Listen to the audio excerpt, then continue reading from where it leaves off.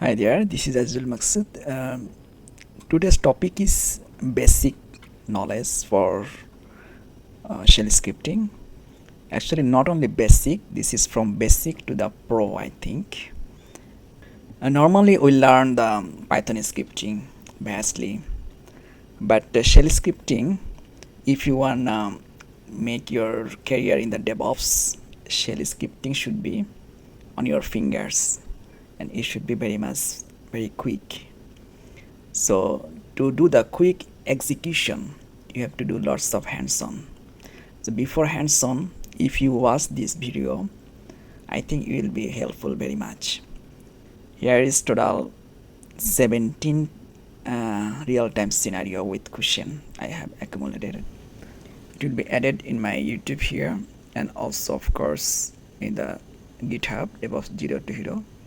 Here also I will be adding here. Okay, so here is the real-time DevOps day-to-day shell scripting. The questionnaire here: what is variable scope in shell scripting and why is it important?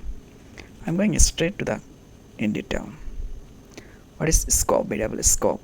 I'm making this red color like this one in scripting. And why is it important? Explanation. Variable scope defines where a variable can be accessed in a script. Local variables are restricted to the function they are defined in, while global variables are accessible throughout the script. This prevents variable conflicts and enhances script reliability. So scenario is here. You are writing a script to manage EC2 instances. Use global variable for shared information. Important. Which one is shared? The one should be in the global variable, like region and instance type, while local variables hold temporary data. Response from an AWS CLI command. So this is the shell script, bin bash, that means shebang first, right? Then AWS region. If you write like this way, suppose US East 1, this is global variable because this is outside of method. So here create instance. So local instance name, test instance maybe. So inside this method starts from here, this curly braces, and ends here. So inside this method everything is local variable, and outside this method everything is not local, global. This is global, this is also global. So here create instance, local instance name, this is echo creating, then $sign instance name. That means instance name is here, right? It will be called here in region, AWS region, this one, right? AWS underscore region, it will call from there. So it will be echoing, that means echo is the printing in the shell scripting. See here outside create instance, also if you write echo like this way, this will not print, very much important, anything as instance name is local. Why? Because this instance name is inside, right? Instance name here, see, instance name, this is inside, this is local. Yes, then how can external variables be passed to a shell script? Now is coming the external variable. Explanation. Use command line argument, then $1, $2, etc., or environment variables to make script dynamic. Scenario. Pass the EC2 name as an argument and the region as an environment variable. This is the scenario. Maybe your manager also asking to do this one, pass EC2 name as an argument. So shebang, then echo instance name, $1, echo region, $region. Run the script. Which script you are running? AWS region equal US East 1, then space dot script dot sh my instance. So you have to run this way the script, then you can pass inside, then you can get the output from there. Then number 3, how can you check if variables need to be passed in a script? Explanation. Validate inputs using conditionals to ensure required variables are provided. Scenario. Ensure both the instance name and region are passed to avoid errors. Both the instance name and region are passed to avoid the errors. See here, shebang, if, and please memorize, if there is any if coming in the bash, also it will be ended with fi, fi. If starting, fi is ending. Then minus g, then $1, then to pipe actually this is, that means or. This is or this is, then echo uses $0 instance name, ensure AWS region is set. Okay, then exit. So if condition this or this one, then it should be the echo means printing this one. How can you declare variables inside and outside the shell script? So explanation. Inside, I'm making this is red also. So inside, direct assignment, variable equal value. Outside, use export to make it available to child processes. Okay, so scenario, use an exported variable for EC2 instance type. Outside the script, export EC2 type t2.micro. Inside the script, shebang echo EC2 type, then $sign EC2 type. So outside you have to put the export. This is important. Outside you putting the export. Okay, then inside, so yeah, outside is export, and inside shebang, then echo, inside coming echo.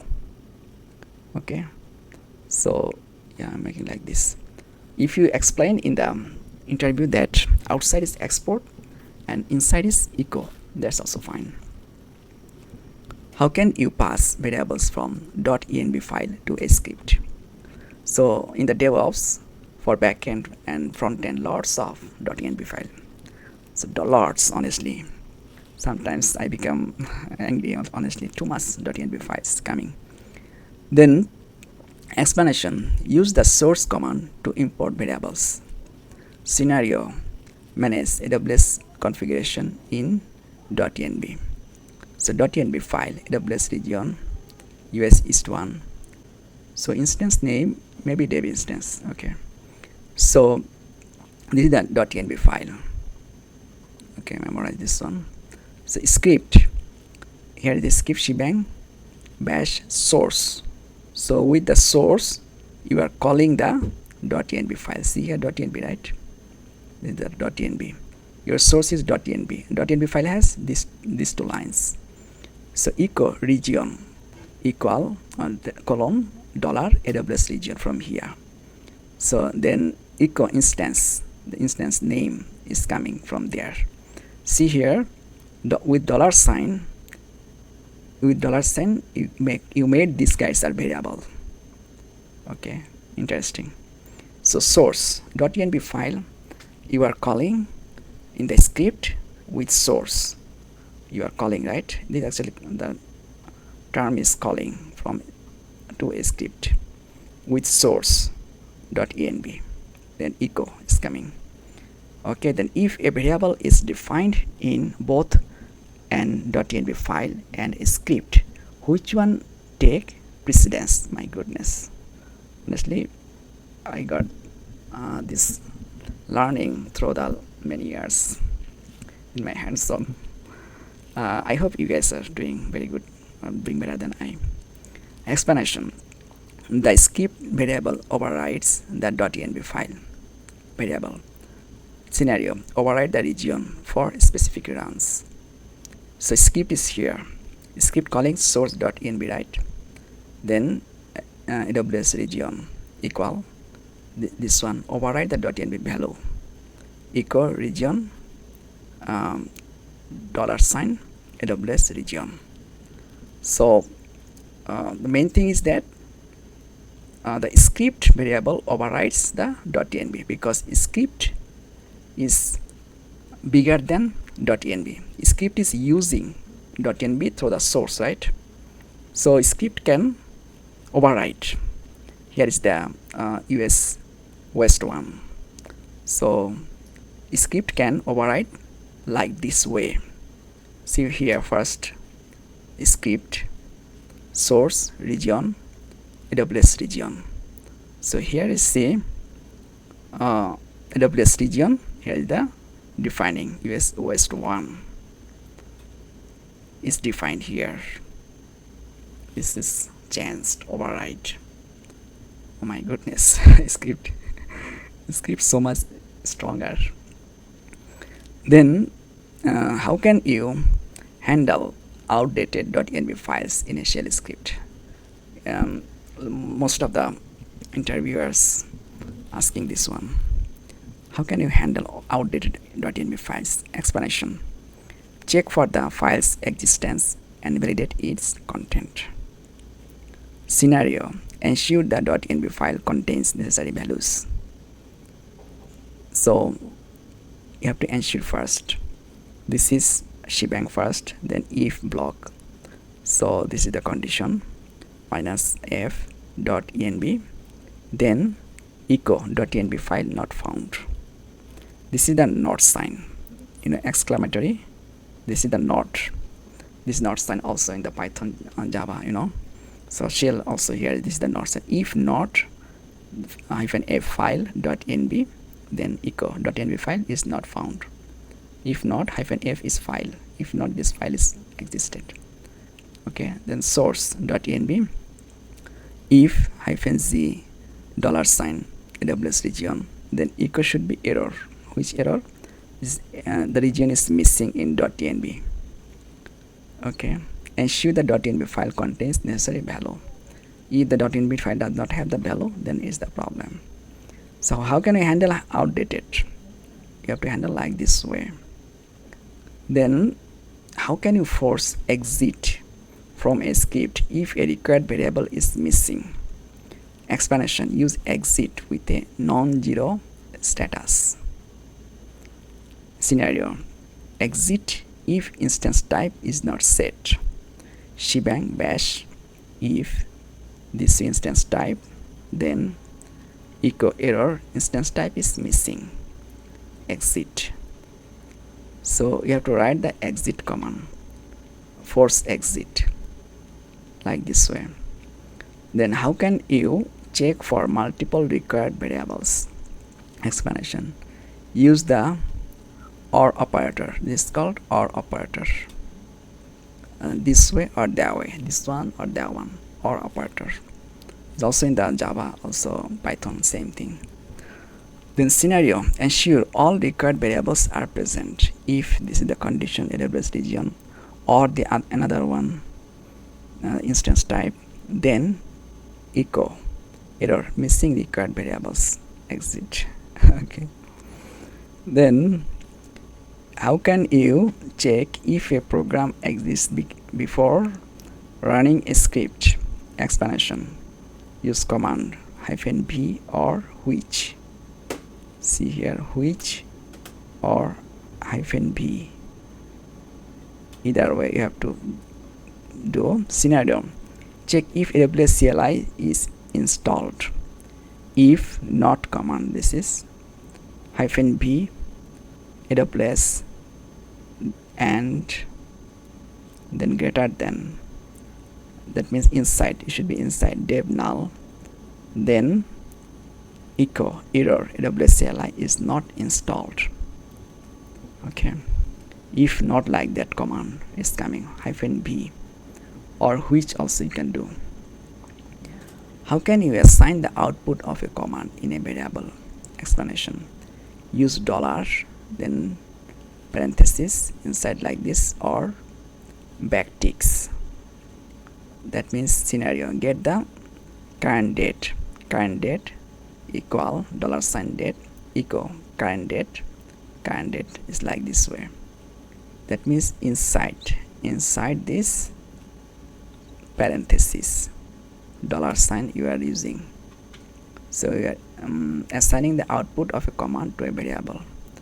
So it should be like this way: current date $date, output will be going there. Current date is like this way.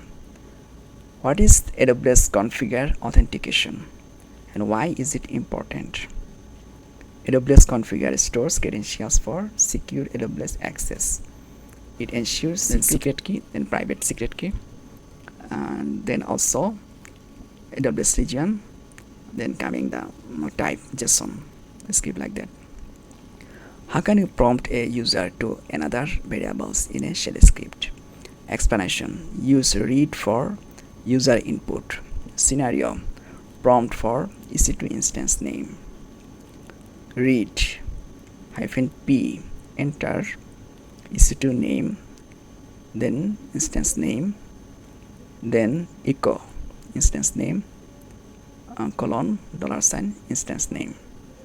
Then what is the purpose of exporting variables in shell scripting?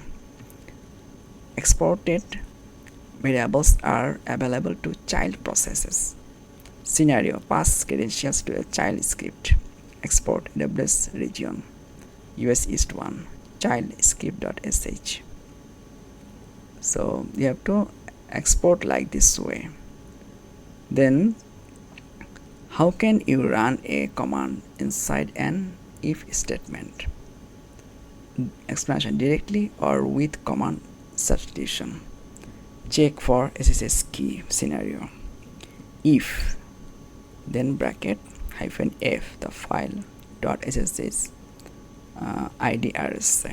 This is the file location inside the .ssh. Then echo SSH key exists. Okay, if not, that means the exclamatory, it is not existed. Then what is the purpose of dollar and hash altogether? These two guys, I'm changing the color. What is the purpose? Think a bit, please. Explanation: dollar hash provides the number of argument passed. Number, easy thing, hash means the number, we know normally. So dollar, that means variable. Scenario: require at least 2 arguments. If dollar hash, see here, dollar is the variable, then hash, that means variable number. Exit 1 means it's error. This is the convention of the industry. Okay, then how can you create an EC2 instance with a shell script? The last one, use AWS CLI to automate EC2 creation. This is very much important. Your day-to-day life. AWS EC2 run instances, you have to pass this one. Then image ID, instance type, key name, subnet ID, count. How many should be, 1 or 2? You have to write here like count. So here the interviewer may ask, when you're creating this in the CLI AWS EC2, which command should be? AWS EC2 run instances. Interviewer waiting to know the run instances. Then this is the backslash, guys. So why backslash?